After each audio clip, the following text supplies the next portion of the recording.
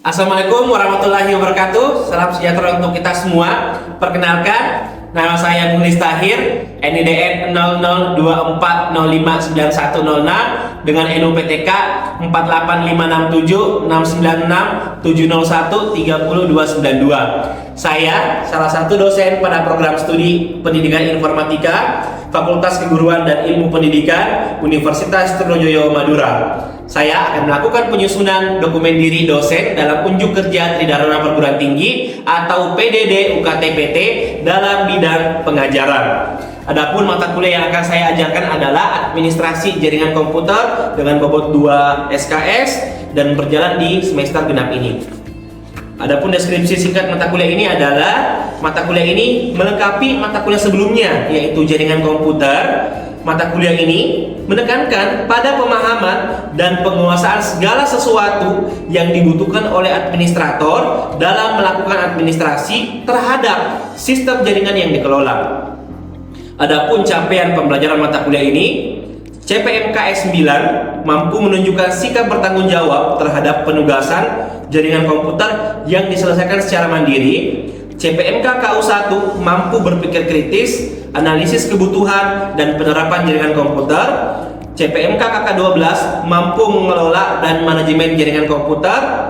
Yang CPMK P2 menguasai konsep teoritis dan menganalisis masalah pada jaringan komputer. Adapun materi pada mata kuliah ini adalah yang pertama pengantar administrasi jaringan komputer, yang kedua merencanakan kebutuhan server dan perangkat jaringan komputer, yang ketiga perawatan dan perbaikan sistem administrasi jaringan, yang keempat remote dan source connection, yang kelima network file system dan network information service, yang keenam wireless, yang ketujuh backup dan restore, yang kedelapan bandwidth, yang kesembilan database server, yang kesepuluh firewall, yang kesebelas proxy dan active directory, yang kedua belas Samba server dan Samba PDC, dan ke-13 analisis jaringan komputer.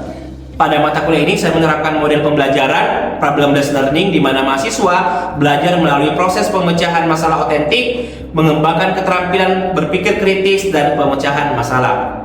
Adapun metode yang saya gunakan, yang pertama ceramah, tanya jawab dan case based learning. Pola pengajaran yang saya terapkan juga adalah delivery, interaction dan assessment. Nah, interaksi yang saya terapkan di mahasiswa ada 4. Yang pertama, meminta mahasiswa mengungkapkan pendapatnya terkait materi yang saya ajarkan. Yang kedua, mengajukan pertanyaan kepada mahasiswa terkait tentang materi yang sudah saya ajukan. Dan yang ketiga, memberikan soal kepada mahasiswa dan mahasiswa meminta untuk menjawabnya. Nah, kali ini di materi ini saya menggunakan media seperti Kahoot dan Mentimeter. Dan yang keempat, memberikan kesempatan mahasiswa untuk konsultasi di luar kelas terkait tentang materi yang masih kurang dipahami di kelas. Nah, sistem penilaian asesmen yang saya lakukan pada mata kuliah administrasi jaringan komputer ada 4. Yang pertama, kehadiran dengan presentasi 15%. Kemudian yang kedua, tugas, baik itu tugas individu ataupun kelompok dengan presentasi 15% juga. Yang ketiga, UTS dengan presentasi 35% dan ujian akhir atau UAS itu sebanyak 35% presentasi yang saya berikan. Marilah kita simak video pembelajaran yang telah saya lakukan sebelumnya. Assalamualaikum warahmatullahi wabarakatuh. Waalaikumsalam warahmatullahi wabarakatuh. Selamat siang. Siang. Oke, apa kabarnya semuanya? Tidak terasa kita sudah pertemuan ke-7, artinya hari ini pertemuan terakhir sebelum kita UTS pekan depan. Nah, materi yang kita akan bahas hari ini terkait tentang manajemen bandwidth pada administrasi jaringan komputer. Sebelum kita mulai pelajaran, mari kita terlebih dahulu berdoa, semoga perkuliahan hari ini dilancarkan. Silakan Hadis, berdoa. Baik teman-teman, sebelum kita mulai pelajaran pada siang hari ini, mari kita berdoa dan keyakinan masing-masing. Berdoa mulai.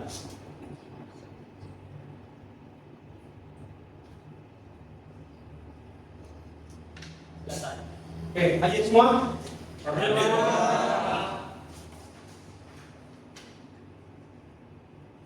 Hari ini sesuai dengan topik pembahasan singkat tadi, kita akan masuk ke materi tentang manajemen bandwidth. Nah, sebelum masuk ke materi untuk pekan ini, saya akan bacakan dulu tentang apa sih tujuan kita di siang hari ini terkait tentang manajemen bandwidth adalah satu, mengetahui konsep manajemen bandwidth.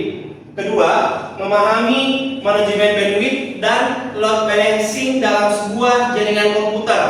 Yang ketiga, kalian mampu membuat bandwidth limiter dengan traffic control. Jadi endingnya dari materi kita hari ini adalah kalian membuat simulasi bagaimana melimitkan sebuah bandwidth dan otomatis masuk dalam kategorisasi manajemen bandwidth.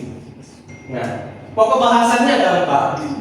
Yang pertama, menganalisis bandwidth dalam sebuah jaringan. Yang kedua, mengimplementasikan dan konfigurasi manajemen bandwidth ke dalam mikrotik OS-nya. Dan yang ketiga, konsep dari load balancing. Dan yang keempat, implementasi bandwidth limiter pada utilitas kontrol. Nah, sebelum masuk lagi materi, saya mau kalian ingat-ingat materi minggu lalu yang saya bahas tentang backup dan restore router mikrotik. Sekarang silakan ambil HP-nya, kalian kerjakan soalnya. Kalian scan dulu, lalu kalian kerjakan soal untuk mengingat-ingat materi pekan kemarin. Silakan.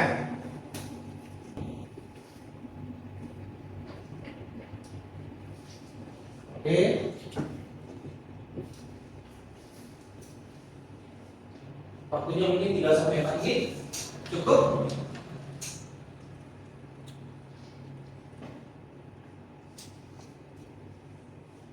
Silakan dijawab.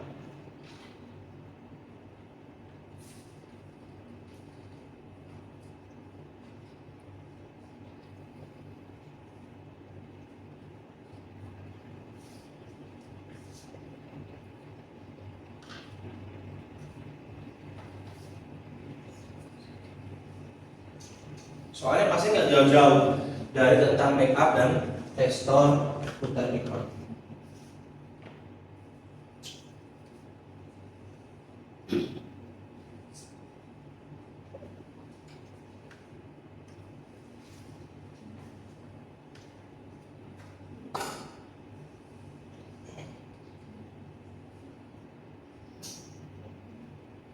Sudah? Ada yang belum? Belum, Pak. Kita lihat jawaban yang sudah masuk.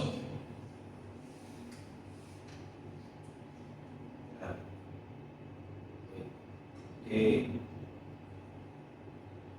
ini jawaban-jawaban yang sudah masuk dari kalian. Coba Rizky, saya mau kamu menjelaskan bagaimana backup dan restore pada mikrotik. Baik Bapak, untuk cara paling mudah untuk melakukan backup adalah dengan masuk ke menu files pada inbox, kemudian tekan tombol backup. Nama file backup akan di-generate secara otomatis oleh router berdasarkan tanggal dan jam backup yang dilakukan. Jika ingin memberikan nama yang spesifik, diperlukan perintah backup melalui command console yaitu dengan /system backup save name sama dengan basic config. Untuk apa kita membackup sebuah konfigurasi yang sudah kita lakukan? Agar penyimpanan pada saat kita mengonfigurasi mikrotik, bahwasanya jika ada masalah bisa kita restore dengan konfigurasi yang sebelumnya. Oke, seperti itu Bapak. Dari kelas dulu.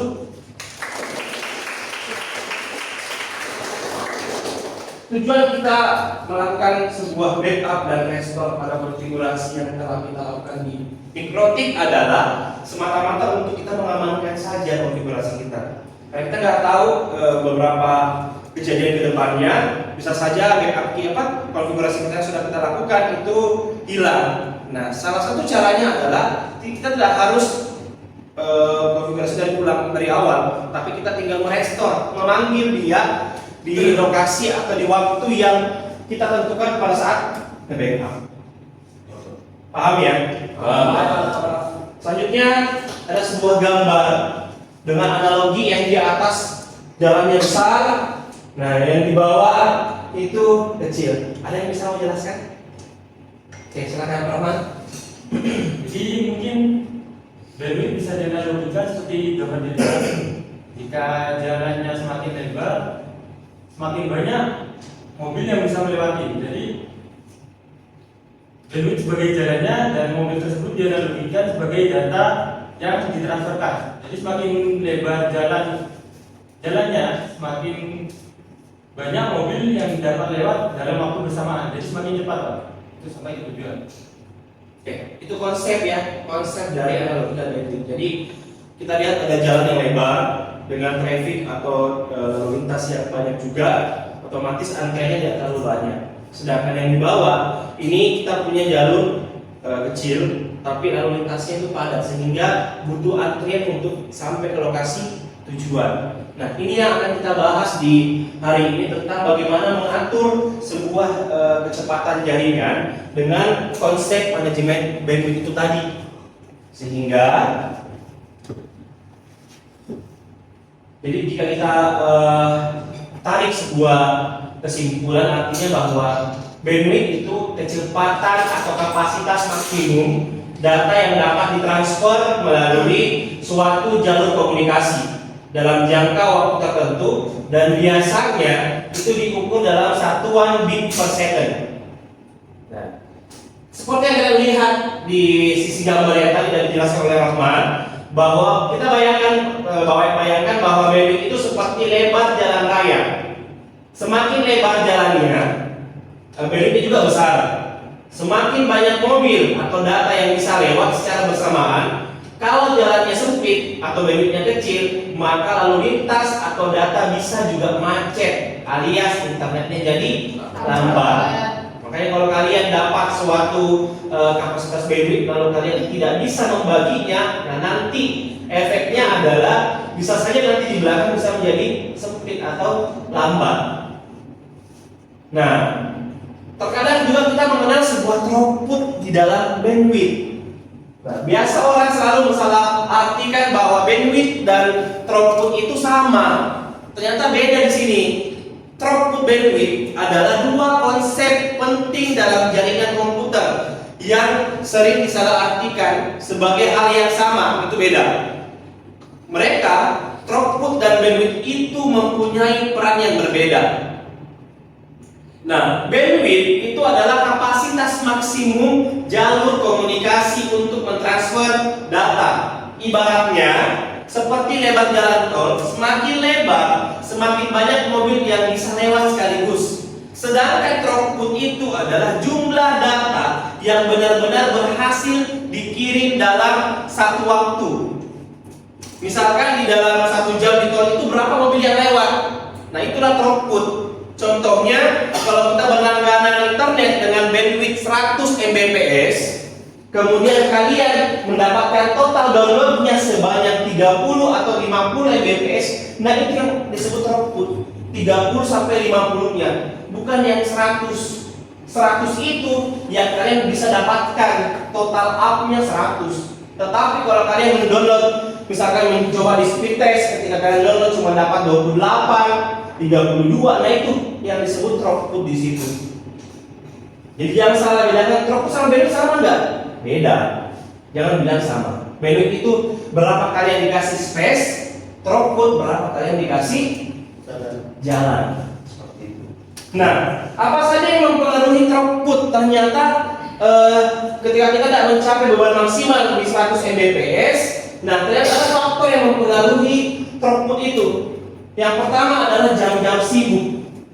Sama dengan kalian ketika kita kuliah di jam-jam siang seperti ini, pasti lalu lintas di sebuah komunikasi padat.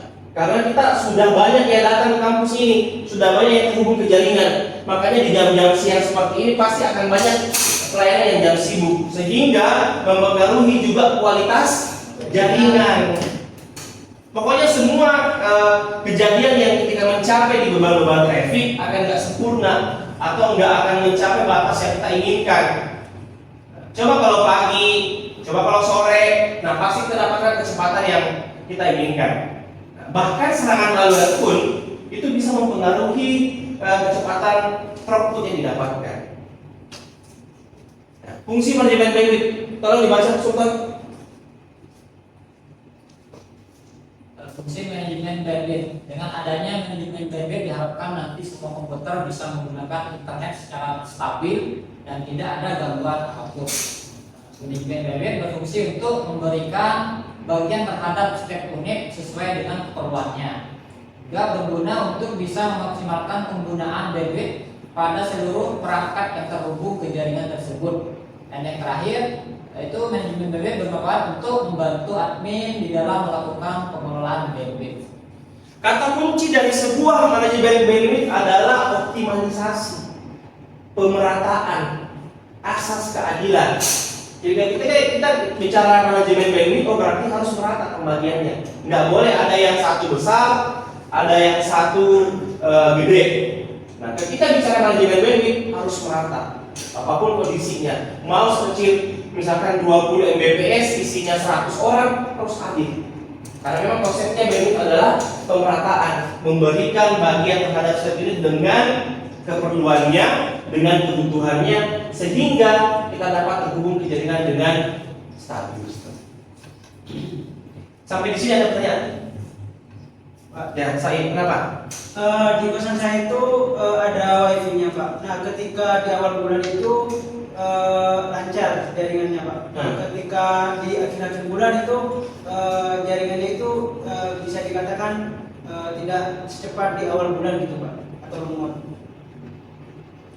Pertanyaannya, Penyebabnya itu apa Pak? ada yang bisa analisis itu? Kira-kira apa? Ada yang bisa analisis? Kira-kira penyebabnya apa?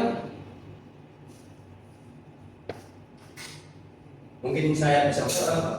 Jadi dalam suatu studi kasus di kosnya Mas Zaim itu terdapat gangguan, yaitu tidak ada limitasi bandwidth atau manajemen bandwidth. Jadi di saat di awal bulan tadi kecepatannya normal, stabil, dan saat di tengah-tengah pemakaian itu terdapat gangguan atau lemot itu. Jadi disarankan untuk memakai konfigurasi manajemen bandwidth pada router WiFi itu, Mas. Seperti itu. Oke, benar. Jadi permasalahan pada manajemen bandwidth itu mirip dengan pertanyaannya Saim. Ketika awal bulan, wah kok stabil sekali ya internet saya ya.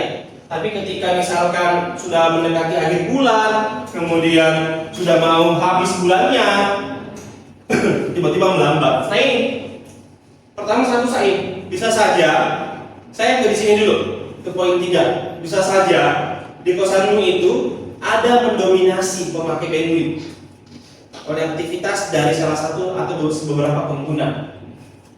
Misal di sana nih satu kamar isinya 2, satu orang perangkatnya 4, HP-nya 2, laptopnya 2, terhubung secara bersamaan. Sudah mendominasi, sedangkan kamu cuma satu HP. Begitupun kamar-kamar yang sebelah. Apalagi kalau misalkan kecepatan bandwidthnya per bulan cuma dia berlangganan 20 atau 30 Mbps. Yang kedua, bisa saja berapapun bandwidth yang dimiliki dapat habis hanya digunakan oleh beberapa perangkat saja. 2-3 ini bahaya, mendominasi. Nah, sehingga apabila pemberian bandwidth lebih rendah dari kebutuhan sebenarnya, maka akses jaringan internet menjadi lambat. Makanya kita lihat kebutuhan yang di lapangan. Nanti misalkan kalian sudah jadi administrator di sekolah, siswanya banyak, kebutuhan bandwidthnya sedikit, kamu mau coba untuk adil, ini yang terjadi. Lambat. Kemudian banyak juga permasalahan masalah transfer data yang lambat, rusak atau tidak sampai ke tujuan. Itu yang menjadi penghambat salah satu permasalahan yang manajemen bandwidth. Jadi ini tujuan kita ini di sini optimalisasi ke 4 poin ini. Nggak ada yang mendominasi, nggak ada yang bisa yang seenak-enaknya aja. Nah itu yang kita harus selesaikan di sini pokok masalahnya. Sehingga kita harus paham tentang bagaimana cara membagi bandwidth. Ada 4, limit, kemudian grouping, kemudian boost, kemudian prioritas. Yang paling mudah kita terapkan, yang paling kita implementasikan adalah tahapan yang limit. Ini paling mudah limit. Nah, custom itu kalau kalian sudah bisa menggrouping, kemudian prioritas, kemudian burst. Kenapa paling gampang limit? Karena di bagian limit kita hanya membatasi bandwidth sesuai dengan kebutuhan dan berapa jumlah pengguna. Kalau masalah grouping, prioritas itu kita bagi kelasnya. Apalagi masalah prioritas bagian grouping. Grouping ini mungkin bisa diterapkan di fakultas, dekanan, tendik, dosen, mahasiswa. Kita grouping atau prioritaskan mana sivitas akademika yang paling banyak menggunakan internet? Oh, dosen. Kita prioritaskan dosen. Tapi kalau limit semua rata, kita bisa atur di situ. Sedangkan setelah kita tahu membagi bandwidth menjadi 4 tadi, kita harus tahu tahapan teknik manajemen bandwidth. Nah, di dalam tahapan teknik manajemen bandwidth ini ada 2 yang sering kita dengar dan kita sering kita lihat. Di beberapa artikel yang sudah saya terbitkan dan sudah kalian mungkin juga analisis kembali mata kuliah yang lain, materi yang lain, itu ada tentang HTB dan CBQ. Kalau HTB hanya itu hierarkikal token bucket, kalau C class based queuing. Nah, ini sudah pasti jelas. 1 dibagi berdasarkan hierarkikal, 1 dibagi berdasarkan kelasnya. Jadi memang beda di sini. Sampai sini ada pertanyaan? Di antara kedua teknik manajemen bandwidth itu yang sering digunakan yang mana, Pak? Kira-kira apa? Apa? HTB. Iya, benar. HTB. Teknik HTB ini yang paling sering kita bisa implementasikan. Ini yang paling kita bisa mudah pahami di dalam mikrotik OS-nya.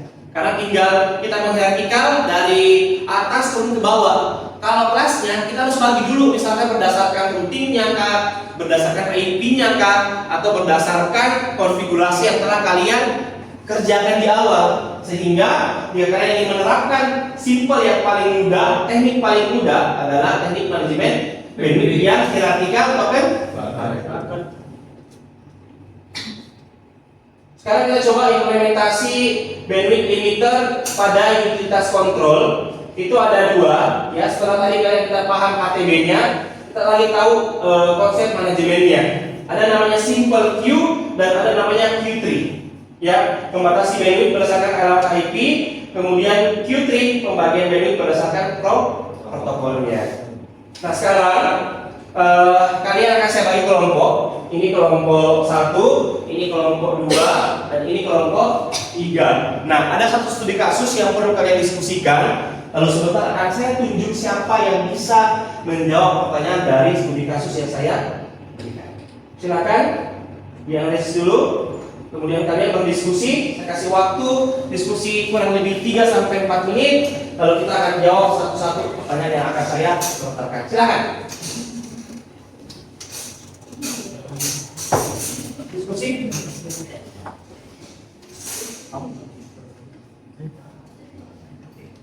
Bagaimana kira-kira konfigurasi seperti pada hierarkikal token bucket ini?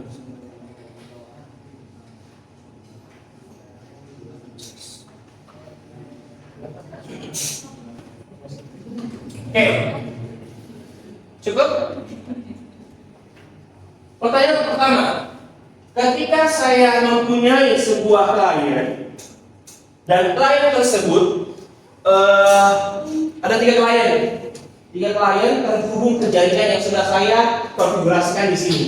Nah, kira-kira ketiga klien ini berapa jatah bandwidth yang didapatkan? 128. Apa? 128. Kenapa bisa? Pemerataan semua, jadi semua mendapatkan yang sama. Berarti kamu pakai metode yang mana? Berdasarkan limitnya. Limitnya kamu bagi.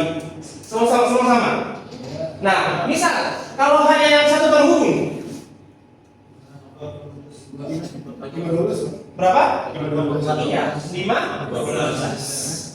Oke, ini hanya sebuah contoh kasus ya. Nanti setelah ini ada tugas yang mengcustom dari studi kasus yang ini. Jadi nanti di kelompoknya masing-masing akan ada 2 studi kasus yang akan kalian pecahkan di minggu depan. Selanjutnya adalah konsep load balancing. Ya, coba. Konsep load balancing ini digunakan untuk mendistribusikan data lalu lintas secara merata. Jika konsep load balancing ini memiliki 2 ISP, maka jika ISP yang kedua ini mengalami trouble ataupun tidak ada koneksi, otomatis sistem yang telah di load balancing itu akan masuk ke jalur ISP yang pertama. Gitu. Intinya adalah ketika kita bicara frequency, beban traffic yang kita bagi ya. Jadi berapapun konsep dari jaringannya, itu kita akan bagi ke beberapa lain. Nah, sebelum saya mengakhiri kelas kita, mari kita bermain Kahoot ya.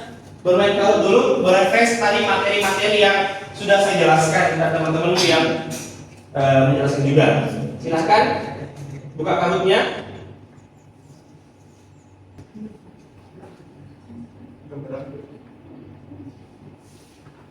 Silahkan jawab. 3, 2, 1, mulai.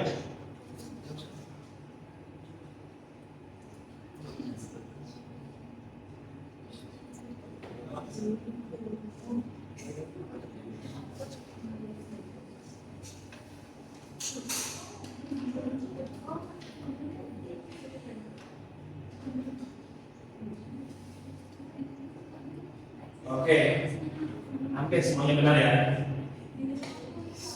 Oke, yang lebih cepat, lihat. Berikutnya.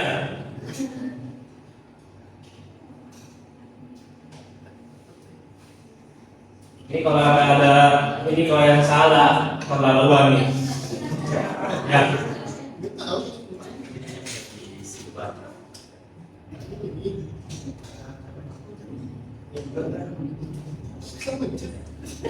Ada yang salah sih.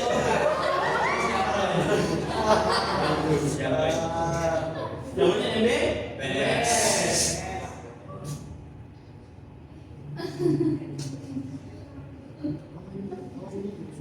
Apa itu? Apa itu?